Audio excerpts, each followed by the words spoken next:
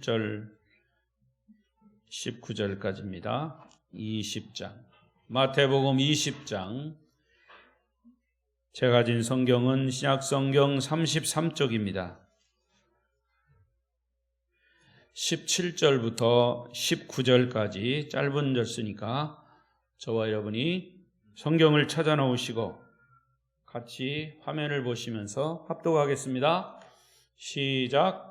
예수께서 예루살렘으로 올라가려 하실 때에 12 제자를 따로 데리시고 길에서 이르시되, 보라, 우리가 예루살렘으로 올라가노니 인자가 대제사장들과 서기관들에게 넘겨짐에 그들이 죽이기로 결의하고 이방인들에게 넘겨주어 그를 조롱하며 채찍질하며 십자가에 못 박게 할 것이나 제3일에 살아나리라. 아멘. 아멘. 오늘 주시는 말씀에 큰 은혜가 있으시길 바랍니다. 오후에도 눈이 많이 왔는데 미끄러운 눈길에 또 예배 자리에 나오신 여러분을 축복합니다. 또 서로 인사하십시다. 오늘 저녁에도 만나서 반갑습니다. 잘 오셨습니다. 은혜 많이 받으세요. 감고사축 감사합니다. 고맙습니다. 사랑합니다. 축복합니다. 오늘도 이 예배 자리에 오신 여러분, 하나님의 크신 은혜와 축복이 말씀 가운데 임하시기를 바랍니다.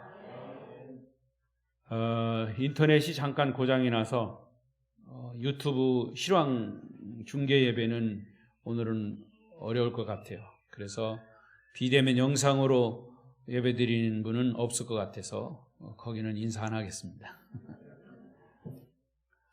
자, 주일 저녁과 수요일은 마태복음을 계속 설교하고 있습니다. 성탄절과 또 연말 연시가 되기 때문에 절기에 따른 설교, 주제 설교는 따로 이제 하지만 또 마태복음 계속 설교, 또 이제 낮에 잠깐 중단하고 있던 로마서도 내년 또 새해 들어서도 계속 할 것이고요. 지금 새벽에는 창세기 계속하고 있습니다. 이 설교를 계속하는 중에 항상 그 주제별로 이제 그 말씀에 따라서 주제가 정해지지만, 그러나 핵심은 뭐냐? 복음입니다. 그 속에 복음이 있느냐 하는 것입니다. 저는 철저하게 이거 왜 이렇게 울리죠? 거기 마이크. 네. 그래서 그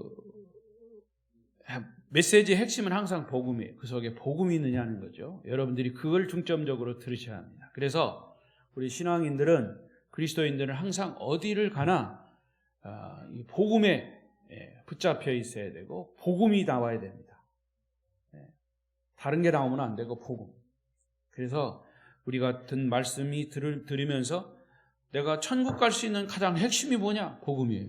그럼 복음의 내용이 뭐냐? 그거를 알고 있어야 된다. 그거를 믿는 거죠. 자, 오늘 말씀은 예루살렘으로 올라가시는 예수님. 예루살렘으로 올라가시는 예수님. 시작. 예루살렘으로 올라가시는 예수님. 이 마태복음이나 누가복음이나 요한복음이나 마가복음이나 다 이 사복음서도 항상 이 예수님이 예루살렘으로 올라가신다 이런 표현이 있어요. 그때는 언제냐? 십자가를 지시기 위함이에요. 십자가를 지시기 위해서, 고난받기 위해서 가시는 그런 장면이죠. 오늘 말씀은 예수님의 공생의 3년의 사역 중에서 정말 엄청난 사역, 갈릴리 사역을 마치시고 이제 십자가를 지시기 위해서 예루살렘으로 올라가시는 장면입니다. 제가 오늘 말씀 또 준비하다 보니까 어제가 성탄절이었잖아요. 예수님이 어제 탄생하셨는데 벌써 3년이 지나서 십자가를 지게 되셨더라고요. 귀 있는 자는 들을지어다. 3년이 지났어요. 하루 만에. 설교하다가 보니까 그 메시지 타이밍이 그렇게 됐어요. 자, 굉장히 썰렁하네. 자, 다시 한번 17절부터 18절 본문을 19절을 이제 찬찬히 읽어보십시다. 시작. 예수께서 예루살렘으로 올라가려 하실 때에 12제자를 따로 데리시고 길에서 이르시되 보라, 우리가 예루살렘으로 올라가노니 인자가 대제사장들과 서기관들에게 넘겨지매 그들이 죽이기로 결의하고 이방인들에게 넘겨주어 그를 조롱하며 채찍질하며 십자가에 못 박게 할 것이나 제3일에 살아나리라. 할렐루야. 자, 여러분, 이 말씀 속에요 복음이 들어있어요. 복음의 핵심적인 내용이 들어있어요. 그래서 세 가지로 말하면 대제사장들과 서기관들에 의해서 죽임을 당할 것이다. 이게 이제 고난입니다. 고난. 그리고 죽임을 당하기 전에 이방인들의 손에 넘겨져서 능욕과 책짓질과 침뱉음을 당할 것이다. 이게 이제 고난이에요. 그리고 십자가의 죽음이에요. 그리고 세 번째는 십자가에 못 박혀 죽으신 후에 3일 만에 다시 살아나시라. 부활이죠. 복음의 핵심은 간단합니다. 예수님이 고난당하시고 십자가에 죽으시고 그리고 부활하시고, 이게 복음의 핵심이에요. 여러분, 예수 믿습니까? 예수 무엇을 믿습니까? 이 세 가지를 믿는 거예요. 고난과 십자가와 부활. 그러니까 고난만 믿어도 안 되고 십자가 죽음만 믿어도 안 되고 부활까지 가야 합니다. 아주 선명하게 말씀하신 거예요. 내가 예루살렘으로 올라가는 이유, 예수님이 아주 명쾌하게 복음의 내용을 말씀하신 거예요. 자, 좀 더 구체적으로 말씀 나눠보십시다. 첫째는 예수님은 당신 스스로가 어떻게 죽어야 할지를 분명히 알고 계시며 그 알고 있는 대로 행하셨습니다. 주님이 이 세상에 왜 오셨는지를 정확하게 알고 계시면서 그대로 실천하셨단 말이죠. 한마디로 예수님이 이 세상에 오신 목적은 십자가에 죽기 위해서 오셨어요. 많은 사람들에게 물어보면 당신은 왜 지금 살고 있습니까? 물어보면 나는 잘 살기 위해서, 행복하게 살기 위해서, 건강하게 살기 위해서, 성공하기 위해서, 출세하기 위해서, 별별 나름대로의 삶의 이유와 목적을 얘기합니다. 틀린 것은 아니에요. 그러나 예수님은 당신이 세상에 온 목적을 아셨고 그 목적이 우리가 생각하는 잘 살기 위한 것이 아니라 예수님은 잘 죽기 위한 것이었습니다. 그게 우리와 다른 점이에요. 예수님의 사역 중에 갈릴리 사역 보세요. 가장 인기가 최고도에 달했을 때입니다. 예수님에 의해서 죽은 자가 살아났습니다. 병든 자의 병이 막 치료를 받았습니다. 태풍이 일어난 바다를 잠잠케 하셨습니다. 주님의 말씀을 들을 때마다 엄청난 기적이 일어났습니다. 오병이의 기적이 일어났고 칠병이의 기적이 일어났고, 그래서 주님의 말씀을 듣기 위해서 사람들이 구름대처럼 몰려들었습니다. 많은 군중의 박수갈채를 받고 있었을 만큼 예수님의 인기는 최고조에 달했습니다. 그런데 보세요. 바로 그때 주님은 당신의 때를 아시고 갈릴리 사역을 빨리 내려놓으시고 예루살렘으로 올라가신 겁니다. 예수님의 그 사역이 최고조로 올라갈 때, 인기가 최고조로 올라갈 때, 그러니까 이건 뭐냐? 주님은 당신의 삶의 때와 목적을 분명하게 인식하시고 인식하신 대로 행동했다는 거죠. 따라하십시오. 인식한 대로, 이해한 대로 행동하자. 은혜 받은 대로 행동하자. 그거예요. 그러니까 주님의 삶의 목적은 십자가에서 피를 흘려서 죄인들을 위한 영원한 속죄를 단번에 이루신 거예요. 그러니까 주님은 삶의 목적을 스스로 한 번도 잊어본 적이 없으셔요. 우리는 성경을 보면 그것을 알 수 있어요. 그래서 가장 인기 절정일 때 예루살렘으로 발걸음을 옮겨가신 겁니다. 사람들의 모든 시선, 박수 이런 것들을 다 내려놓고 당신의 길을 묵묵히 가신 거예요. 여러분, 여러분의 인생 삶의 의미와 목적은 무엇입니까? 이것에 대한 질문이 스스로에게 있던 다른 사람이 질문을 하던 간에 대답을 해야 합니다. 당신은 왜 이 세상에 태어났습니까? 무엇 때문에 지금 여기 있습니까? 왜 가정을 이루셨습니까? 왜 자녀를 낳았습니까? 결혼의 목적이 무엇입니까? 자녀를 길러서 출세시키는 것이 목표입니까? 사업을 하는 이유와 목적이 무엇입니까? 각자의 처해진 위치에 따라서 그런 질문이 있을 때 여러분은 이런 여러 가지 물음에 대한 분명한 대답이 있어야 된다고 했습니다. 다는 아니지만 사람들은 삶의 의미와 이유와 목표를 잃어버린 채 그냥 현재의 현실에 안주하면서 살아갑니다. 그러다 보니까 모든 것을 그냥 운명으로 받아들이는 거예요. 운에 맡기는 거죠. 사주팔자에 맡기는 거죠. 이게 다 내가 타고난 팔자지 이렇게 시집 온 것도 이렇게 장가간 것도 당신을 만난 것도 지금 이렇게 밥 먹고 사는 것도 다 내 팔자입니다. 그냥 운명 때문이 아니겠습니까? 하면서 체념하며 사는 것이 보통 사람들의 삶이에요.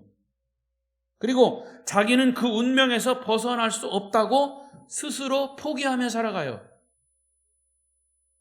그냥 자기를 자기의 생각 안에 가두어 놓고 사는 거예요.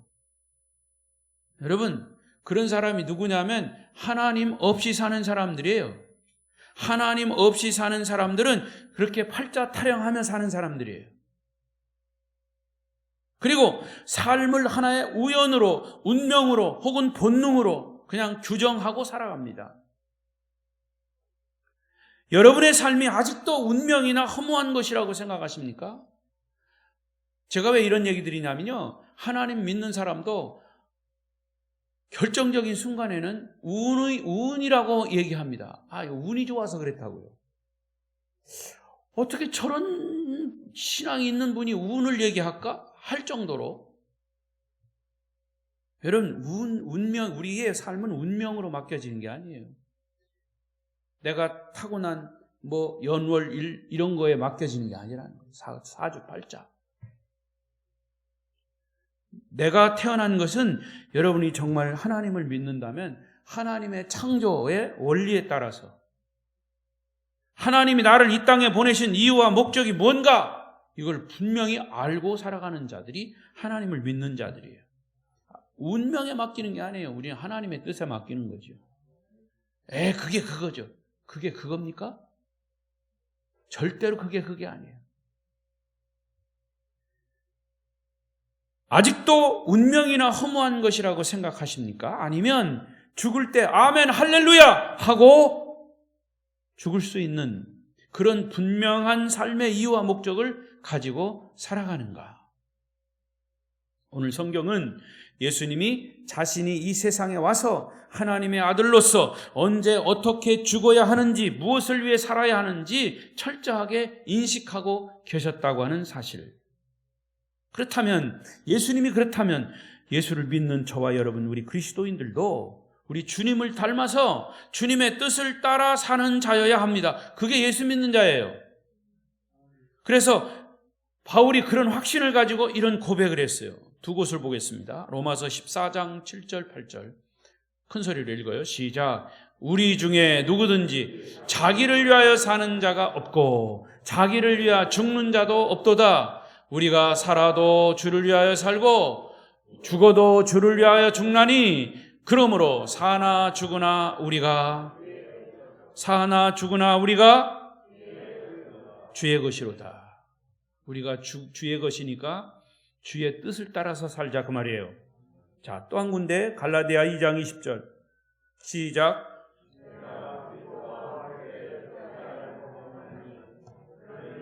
이제는 내가 산 것이 아니요 오직 내 안에 그리스도께서 사시는 것이라. 이제 내가 육체 가운데 사는 것은 나를 사랑하사 나를 위하여 자기 자신을 버리신 하나님의 아들을 믿는 믿음 안에서 사는 것이라. 할렐루야. 우리 그리스도인의 삶이 딱 정리가 됐어요. 두 말씀을 다시 한번 여러분 되뇌이면서 정리해 보십시오. 결국에는 한 가지예요. 두 가지가 아니라 주를 위해서 산다 그 말이에요. 사나 죽으나 주의 것이기 때문에 내가 이제 사는 것은 내 안에 계신 예수 그리스도를 위해서 사는 것입니다. 가정을 이룬 것도, 자녀를 낳아 기르는 것도, 사업을 하는 것도, 직장 생활을 하는 것도 다 주의 뜻 안에서 소위 주의 영광을 위해서 먹든지 마시든지 무엇을 하든지 주의 영광을 위해서 사는 것이죠. 할렐루야. 이렇게 우리 그리스도인의 삶의 목표와 이유가 딱 정해져 있어야 우리의 삶이 자유롭고 행복한 것이죠. 자, 그러면 두 번째로 예수님은 예루살렘에 올라가면 십자가에 고난이 있고 죽음이 기다리고 있음을 알면서도 가셨어요. 죽음을 알면서도 가셨다고 말이에요. 여러분, 요즘 코로나 때문에 많은 사람이 있는 곳 가면 안 됩니다. 코로나 걸려요. 그런데도 사람 가요, 안 가요? 물론 안 가죠. 많은 사람 안 가는데 가더라고요. 왜? 출근하려면 서울 같은 데는 지하철 타야 돼요.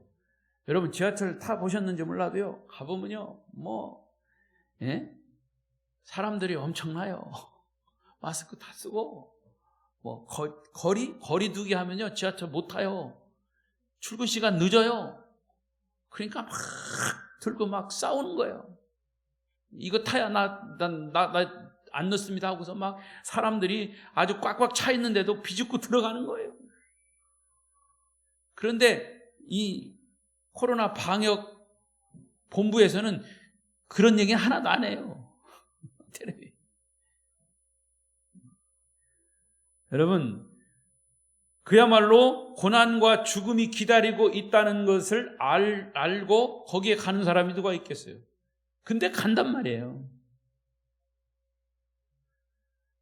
고난과 죽음을 예수님은 두려워하지 않았기 때문에 그거 걱정 안 하고 가신 거예요. 이 누가복음 18장 31절 33절에 보면 본문과 똑같은 말씀인데 거기에 하나 추가된 게 있어요. 뭐냐? 이것은 구약의 선지자들이 예언한 것의 응답이니라. 그러니까 예수님이 십자가에 죽는 것은 구약의 선지자들이 다 예언한 것이에요. 그 예언한 것을 예수님이 응답하시기 위해서 올라가시는 거예요. 구약 예언자들의 응답이다. 자, 그러니까 그런 면에서 예수님이 혼자 생각하시고 혼자 행동한 것이 아니라 사실은 창조 때부터 인류 구원을 위해서 하나님의 놀라운 섭리와 계획하에 십자가를 지시기 위한 이런 과정이 있다는 것이죠. 특히 이사야 53장 3절 4절은 예수님의 고난을 아주 디테일하게, 아주 사실적으로, 아주 리얼하게 기록하고 있어요. 읽어보십시다. 시작. 그는 멸시를 받아 사람들에게 버림받았으며 간고를 많이 겪었으며 질고를 아는 자라. 마치 사람들이 그에게서 얼굴을 가리는 것 같이 멸시를 당하였고 우리도 그를 귀히 여기지 아니하였도다. 그는 실로 우리의 질고를 지고 우리의 슬픔을 당하였거늘 그는 징벌을 받아 하나님께 맞으며 고난을 당한다 하였노라. 생각해 보십시오. 이사야 선지자는 예수님이 태어나시기 전 약 600~700년 전의 선지자예요. 그런데 600~700년 후에 예수가 십자가를 지실 그 상황 전개를 이렇게 자세하게 써놓은 거예요. 그러니까 예수님이 십자가를 지시기 위해서 예루살렘에 올라가신 것은 바로 이런 구약의 선지자가 써놓은 예언을 실천하기 위해서, 응답하기 위해서 하신 것이다. 여러분, 이것은요, 사실은 엄청난 얘기예요. 여러분, 지금부터 600~700년 후에 일어날 일을 여러분, 아무리 특별한 사람이라도 이야기할 수 있겠어요? 또 그렇게 이야기한다 하더라도 그걸 믿겠어요? 근데 성경은 하나님의 인류를 창조한 역사요, 구속의 역사요, 큰 이 처음과 나중을 다 알고 계신 하나님의 역사 속에 이렇게 구약과 신약의 역사를 쭉 펼쳐놓고 보면 그것이 하나님의 계획 속에 이 모든 것들이 아주 구체적으로 이루어져 가고 있다는 사실을 알 수가 있어요. 그 중심에 누가 있냐? 예수가 있고, 그 중심에 예수의 십자가와 고난과 죽음과 부활이 있었다는 거죠. 그것 때문에 우리가 예수 믿고 구원받고 천국 백성이 되는 거죠. 예수님은 실제로 십자가를 지시기 전에 못이 달린 가죽 채찍으로 수없이 맞았어요. 몸이 막 찢겨나가고 온몸이 막 피멍이 들고 차마 눈 뜨고 보지 못할 지경이었습니다. 여기는 그냥 한 문장으로 쭉 써놨지만 실제로 그렇게 당하셨잖아요. 주변에 있는 사람들 예수님은 침까지 뱉었다 그랬어요. 자, 5절을 한번 더 보세요. 너무나 잘 아는 말씀이죠. 시작. 그가 찔림은 우리의 허물 때문이요, 그가 상함은 우리의 죄악 때문이라. 그가 징계를 받음으로 우리는 평화를 누리고 그가 채찍에 맞음으로 우리는 다음을 받았더라. 예수님이 그렇게 고난당하신 것과 우리와 상관없는 게 아니라 전적으로 상관이 있다는 거죠. 여러분 개인적으로 상관이 있는 거예요. 이분이 바로 누구냐? 고난받으신 예수 그리스도입니다. 그는 인간이시며 하나님이시고 사람이셨습니다. 따라서 하나님이시기 때문에 몸에 받는 그런 고통, 아프지 않은 게 아니에요. 엄청난 고통이에요. 우리와 똑같은 사람이시기에 아프시고 쓰리시고 고독하시고 외로우셨어요. 오죽하면 십자가에 달려서 그렇게 고통받으시면서 하도 그걸 본 이 로마 병정이 신 포도주를 거기 입에 물렸어요. 그거는 뭐예요? 마취제예요. 마취제. 그거라도 좀 이렇게 물려서 마치 아픔을 좀 덜하기 위해서. 그런데 예수님은 그것까지도 안 받으셨어요. 왜냐? 이 고난, 몸으로 당하는 그런 고난을 다 그대로 받으신 거예요. 그 하나하나 속에 무엇이 있냐? 우리의 죄가 있는 거예요. 우리의 죄를 없애기 위한 그런 고난을 그렇게 당하시고 피를 흘리신 겁니다. 여러분의 죄 때문에. 어느 주일학교에 선생님이 막 설교를 했어요. 예수님이 십자가에 당하셨습니다. 예수님이 십자가에 죽으셨습니다. 누구 때문입니까? 어린이한테 그랬더니 내가 안 그랬는데요 그러더래요. 그런데 사실은요, 바로 그 어린이 때문이에요. 여러분 때문이에요. 로마 병정이 죽인 게 아니라 예수님이 십자가에 죽으신 것은 바로 내가 죽이신 거예요. 내가 죽은 거예요. 내가 내 죄 때문이기 때문에.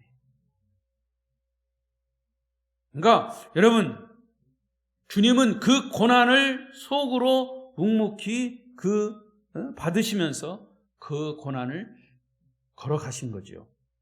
그러니까 여러분, 일반적으로 이 고난이라고 하는 것은 우리 그리스도인의 하나의 표상이에요. 증표예요. 진짜 그리스도인이면 예수 믿는 데 있어서 고난과 박해는 어느 곳에든지 있어요. 우리의 삶에 때로는 예수 믿는다고 하는 것 때문에 그런 이유로 박해를 당하고 무시당하고 억울한 누명을 쓰는 고난이 있다는 거죠. 그러니까 고난이 있을지라도 도살장으로 끌려가는 양처럼 사는 것이 우리 그리스도인이에요. 변명하지 않고 예수의 이름만 드러나도록 사는 것이 그리스도인이에요. 어떤 때는 그래서 아주 막 화도 나요. 분노가 일어나요. 교회를 향해서 막 그러면 분노가 일어나죠.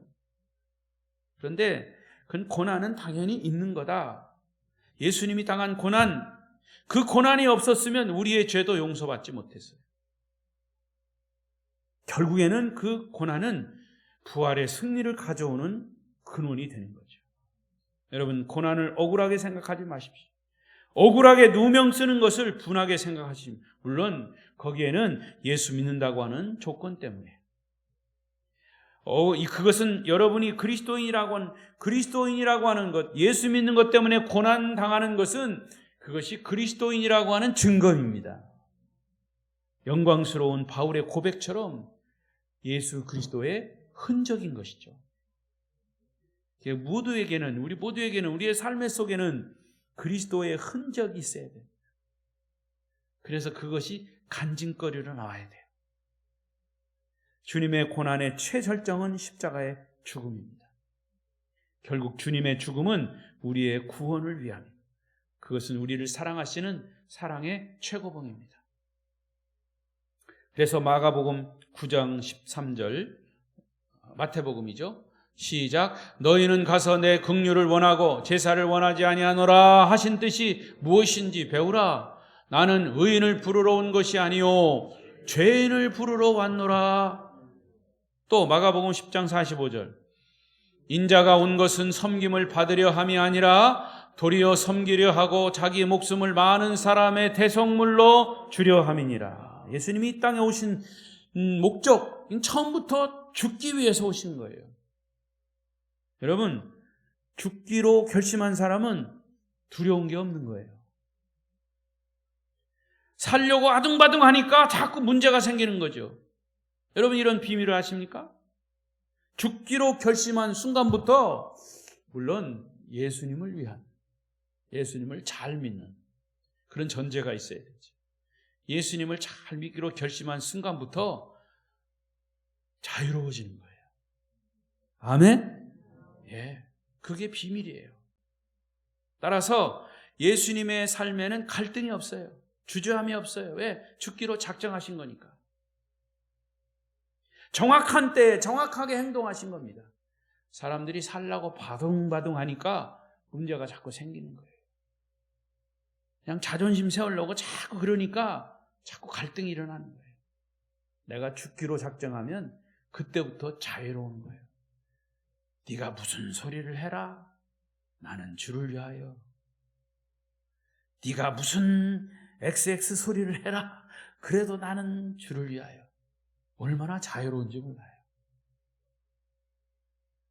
그래서 예수님은 우리의 구세주가 되신 겁니다. 마지막 세 번째로 예수님이 예루살렘에 올라가셔서 겪어야 할 일은 뭐냐? 고난과 십자가, 죽음이기도 하지만 거기에 최후의 승리인 부활입니다. 예수님에게는 고난과 십자가의 죽음과 똑같이 또 하나의 진실은 하나님이 당신을 부활시켜 주신다고 하는 확신이었어요. 여러분, 예수의 부활이 없으면 우리의 구원은 없습니다. 예수의 부활이 없으면 우리는 여전히 죄인이고 지옥 형벌을 면하지 못할 것입니다. 자, 요한복음 11장 25절 시작. 예수께서 이르시되 나는 부활이요 생명이니 나를 믿는 자는 죽어도 살겠고 무릇 살아서 나를 믿는 자는 영원히 죽지 아니하리니 이것을 내가 믿느냐. 저는 이 말씀을 읽을 때마다요, 이 26절 마지막 부분이 참 도전이에요. 예수님이 영원히 죽지 아니하리라 이렇게 끝나버렸으면 괜찮아. 근데 여기에 질문을 확 던졌어요. 이것을 내가 믿느냐? 이것이 바로 예수님의 믿음 속에는 뭐가 있냐? 부활 믿음, 생명 믿음이에요. 당신 자신이 부활이요 생명이라고 하셨고, 그리고 이것을 우리에게 질문으로 팍 던졌어요. 그분 자신이 부활이시고 생명이시기 때문에 이것을 우리에게 던져주시면서 질문한 거예요. 이걸 믿느냐 그 말이에요. 여러분, 부활 믿으십니까? 예수님이 생명이심을 믿으십니까? 이런 부활과 생명 믿음을 가진 구약의 사람이 있는데 아브라함이에요. 히브리서 11장 17절 아브라함을 이렇게 설명합니다. 시작. 아브라함은 시험을 받을 때에 믿음으로 이삭을 드렸으니 그는 약속들을 받은 자로 돼 그 외아들을 드렸느니라. 또 19절에 이삭을 바친 사건을 이렇게 설명합니다. 19절 히브리서 11장 19절인데 자, 찾아보겠습니다. 그럼 여러분, 이건 굉장히 나왔어요? 19절 17절밖에 안 나왔잖아요. 자, 찾아보세요 여러분. 성경 히브리서 11장 19절. 졸든 분도 이건 찾아 읽어야 됩니다. 11장 19절.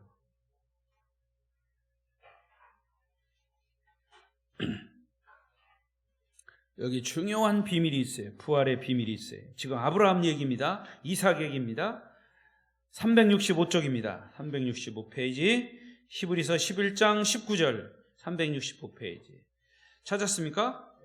다 같이 크게 읽습니다. 시작. 그가 하나님이 능히 이삭을 죽은 자 가운데서 다시 살리실 줄로 생각한지라. 비유컨대 그를 죽은 자 가운데서 도로 받은 것이니라. 지금 그는 누구예요? 아브라함 그가 하나님이 능히 이삭을 죽은 자 가운데서 다시 살리실 줄로 생각한지라. 부활을 생각했다 그 말이에요. 자, 이제 보세요. 아브라함에게는 이 부활의 믿음이 있었어요. 하나님이 이삭을 바치라고 했을 때 죽은 자를 다시 살리시는 하나님, 없는 것을 있게 하시는 하나님, 그 하나님을 아브라함은 믿었다는 거죠. 그는 부활신앙을 가지고 있었기 때문에 자기 아들 이삭을 죽이기로 결정한 겁니다. 하나님의 명령에 그대로 순종했던 거죠. 여러분, 성경에 나왔으니까 그냥 아멘 하죠? 여러분들 중에 아무리 믿음 좋아도 예수의 이름으로 자기 아들을 죽일 수 있어요? 물론 하나님은 여러분에게 그런 부탁을 절대 안 하셔요. 네 아들 죽이고 믿어라. 절대 안 하셔요. 그러나 아브라함은 그것을 믿었다는 거죠. 만약에 하신다면 자기 아들을 죽이면서까지 예수를 믿을 사람 정말 얼마나 될까요? 목사님 그럴 수 있어요? 기도해 볼게요. 여러분, 그러나 아브라함은 그것을 믿었어요. 그러니까 아브라함 속에 부활 믿음이 있었던 거죠. 아브라함의 칼이 이삭의 심장을 찌르려는 순간 하나님이 다급하게 아브라함을 부르셨어요.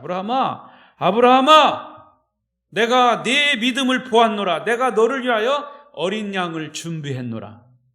그래서 어린 양을 대신 죽임으로 이삭이 부활한 겁니다. 물론 이삭이 죽지 않았죠. 그러나 아브라함이 이삭을 죽이기로 생각하는 그 순간부터 아브라함 마음속에 이삭은 죽었구나, 그러나 이삭은 살 것이다 하는 생각이 있었다. 그게 부활신앙이에요. 그 대신 어린 양이 죽었죠. 자, 이 아브라함과 이삭의 이 장면을 생각하시면 이제 먼 훗날 예수께서 십자가에 못 박아 죽였을 때 다시 3일 만에 부활한다는 사건을 이 아브라함과 이삭의 사건을 통해서 미리 보여주신 거예요. 그래서 바울은 이것을 표현하기를 생각하건대 현재의 고난은 장차 올 영광과 좋게 비교할 수 없도다.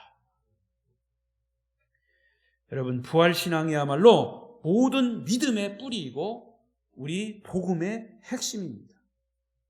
그러니까 십자가를 얘기하면서도 부활을 얘기하자면 그건 반토막 신앙이에요. 목사님, 십자가 얘기하면 부활 당연히 얘기하죠. 물론 그렇죠. 그러나 생각만 하면 안 돼요. 십자가가 있으면, 고난이 있으면, 죽음이 있으면 반드시 부활이 있어야 돼요. 그러니까 여러분, 십자가는 어디서 봐야 되냐? 십자가는 십자가에서 부활을 보는 게 아니라 부활에서 십자가를 봐야 모두가 다 보이는 거예요. 이해가 안 돼도 할 수 없어. 여러분, 어떤 고난도 능히 이길 수 있는 승리의 신앙이 부활신앙입니다. 아멘. 저와 여러분도 부활할 것입니다. 그게 바로 부활신앙이에요. 사망아, 너의 이기는 것이 어디 있느냐? 사망아, 너의 쏘는 것이 어디 있느냐? 바울은 강력하게 죽음에 대해서 도전했어요. 왜? 부활신앙이 있기 때문에. 예수 그리스도의 부활이라고 하는 사실을 믿는 사람에게는 이 세상의 고난은 사실은 더 이상 고난일 수가 없어요. 코로나가 고난일 수가 없다고 말이에요. 설사 코로나로 죽었어도 그게 고난일 수 없어요. 이 세상에서의 죽음, 더 이상 죽음일 수 없어요. 그런 까닭에 그리스도인의 죽음은 두려워하지 않는 죽음이에요. 또 그리스도인은 죽음을 두려워하지 않고 죽음 앞에서 비겁하지 않아야 합니다. 당당하게 죽음을 맞이할 수 있는 것이죠. 왜? 부활이 있기 때문이죠. 제가 지금까지 말씀드린 이 십자가의 고난과 죽음과 부활을, 이것은 복음의 핵심 내용입니다. 이 복음을 믿어야 천국 백성이 될 수가 있습니다. 할렐루야. 이제 말씀을 맺겠습니다. 우리는 지금 한 해를 마무리해야 할 시점에 와 있습니다. 하지만 오늘 이 성경은 어떻게 살아야 할지, 언제 죽어야 할지, 어떻게 죽어야 할지를 깨닫게 하시는 아주 복음의 핵심의 말씀이죠. 우리는 주님의 뜻을 알고 그 뜻을 따라서 사는 자들이에요. 하나님이 원하시는 삶이 무엇인가를 분별하며 그 방향으로 우리의 삶이 움직여져야 합니다. 우리가 주님을 위해서 얼마나 일할 수 있다고 생각하십니까? 지난 세월이 흐르는 물처럼 빠르게 지나가고 있지 않습니까? 주를 위해서 일할 시간이 그렇게 많지 않습니다. 서로 사랑하며 살아야 할 시간도 많지 않습니다. 그런데 왜 갈등하십니까? 주님이 우리를 부르실 날이 그렇게 멀지 않았습니다.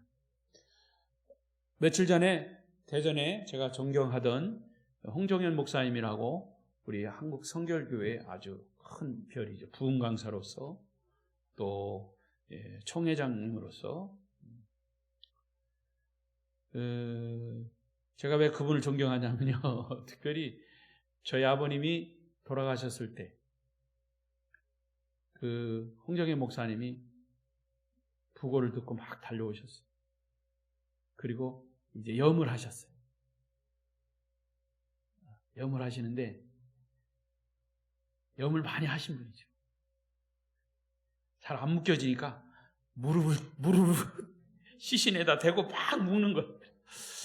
저렇게 하셔도 되나 나는 속으로. 나중에 그러시더라고요.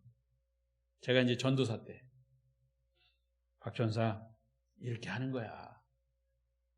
아버지는 저 천국 가셨으니까 이건 시신이야. 물론 잘 이렇게 다뤄야 되겠지만 이렇게 안 묶여지면 이렇게 무릎도 대고 세게 묶어야 돼. 웃으면서 그러시더라고요. 네, 그분도 돌아가셨어요. 90세가 넘게 살고. 그래서 천하를 호령하시던 분이에요. 그런 분도 이제는 유명을 달리 하시더라고요. 여러분, 그렇습니다. 우리가 어떤 삶을 살았지라도 하나님 부르시면 언제라도 가야 되는데 우리가 기쁘게 갈 수 있는 것은 복음에 붙잡혀서 천국을 소망하며 죽음까지도 자유로워서 그렇게 살면서 주님 부르시면 기쁘게 갈 수 있어야죠. 자, 그럼에도 불구하고 우리는 이제 또 2020년 새해를 맞이하게 되는데 그 세계 역시 미지의 세계입니다. 어떤 삶이 우리에게 펼쳐질지도 아무도 모릅니다. 성령 하나님은 여러분의 마음속에 항상 계셔서 우리의 삶을 인도하실 것은 분명합니다. 다시 한번 우리의 삶의 초점을 예수 그리스도에게 맞추고 달려갈 길을 더 열심히 달려가는 저와 여러분 되시기를 축원합니다. 기도하십시다.